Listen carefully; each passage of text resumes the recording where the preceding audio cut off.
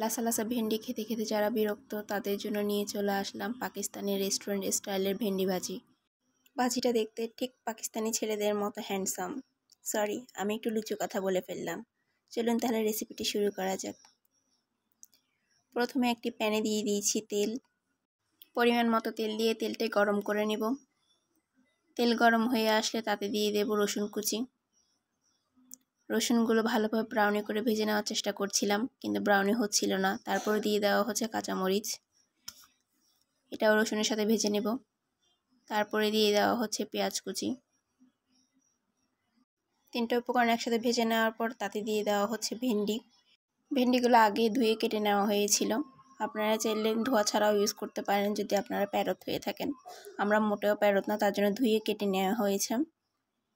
এবার একে একে দিয়ে দেওয়া হচ্ছে শুকনো উপকরণগুলো। প্রথমে দিয়ে দেওয়া হলো হলুদের গুঁড়ো, তারপরে দিয়ে দেওয়া হচ্ছে মরিচের গুঁড়ো, কাশ্মীরি মরিচের গুঁড়ো। কালারটা সুন্দর আসার জন্য কাশ্মীরি মরিচের গুঁড়ো ইউজ করা হচ্ছে, আপনারা চাইলে স্কিপ করতে পারেন। তারপরে দিয়ে দেওয়া হচ্ছে ধনিয়া গুঁড়ো এবং জিরার গুঁড়ো।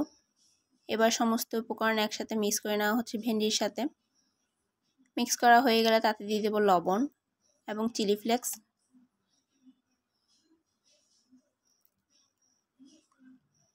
এবার আবার ভালোভাবে মিক্স করে রান্না করে নেব কয়েক মিনিট। ভেন্ডিটা সিদ্ধ হয়ে আসলে এবার একটি সার্ভিং প্লেটে নিয়ে নেব।